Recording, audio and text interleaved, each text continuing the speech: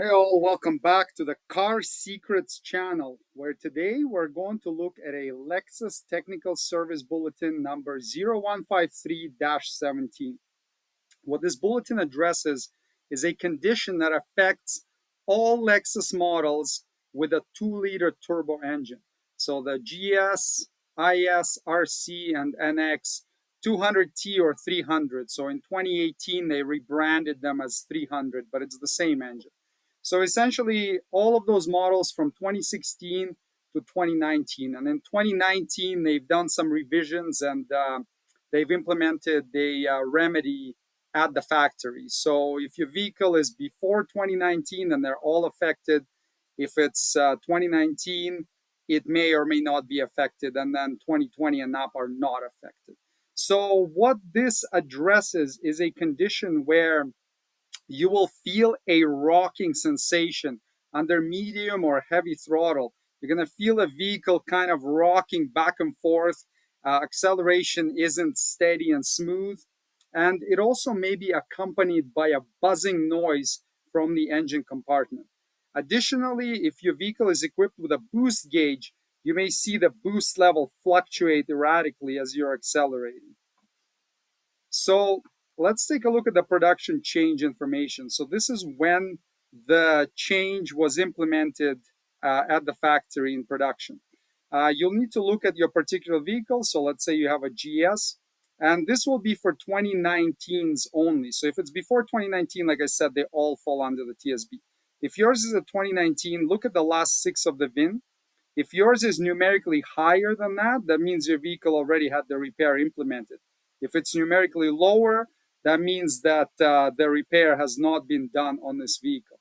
Now, because this is a service bulletin and not a recall, they won't just do the repair for free on every vehicle that rolls into the shop. It has to be within the warranty parameters, and it has to be exhibiting these conditions.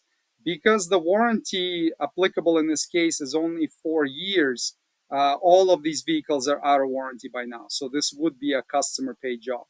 Now, the remedy is replacing a vacuum regulating valve that controls the boost level in the vehicle and replacing a hose that transfers that vacuum from the valve to the boost control valve, or the wastegate assembly rather. Sorry.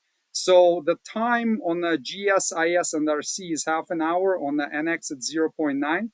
This is warranty time. So if you come in and you're doing a customer paid job, the book time will likely be higher than that, because warranty time is generally much lower than the actual time it takes to do the repair. So let's take a look at the parts information. So the vacuum regulating valve, the old and new part number is the same. So they've updated the part, but they didn't change the part number. And then the hose that transmits the vacuum to the wastegate has been updated. On the NX, it's this part number. And then on the other vehicles, the rear wheel drive ones, sports cars, it's this part number right here. That's the new and updated part.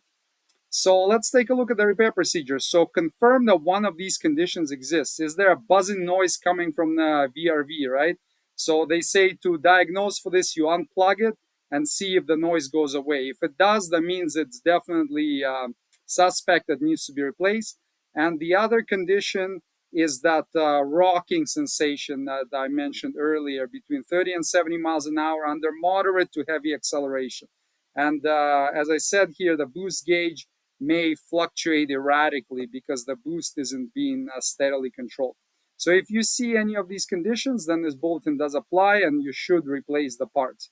So replace the vacuum regulating valve. They have a picture of it here. So it's located right here on the intake manifold, bolted to the, to the side of the engine right here. So this is the valve itself, and then there's the hose. You can see that they've replaced this part right here. So from here to there with a new hose. So it talks about replacing the hose and replacing the vacuum regulating valve. It says to route it carefully. So the old one used to go in this little holder grommet. They say don't stick the new one into this holder because the new one is thicker, and if you stick it in there, it's gonna pinch it, and it's potentially gonna block the vacuum and kind of cause additional issues that you don't want, right? So So they show you how to route the hose. Don't insert it into this holder, and only insert the skinny little parts that fit into the proper holders. So once that's done, you just test drive the vehicle and confirm that the condition is no longer present, and that should fix that rocking sensation, the back and forth jerking on acceleration. Hopefully this information is helpful to you, and look forward to seeing you on the next episode. Thanks for watching.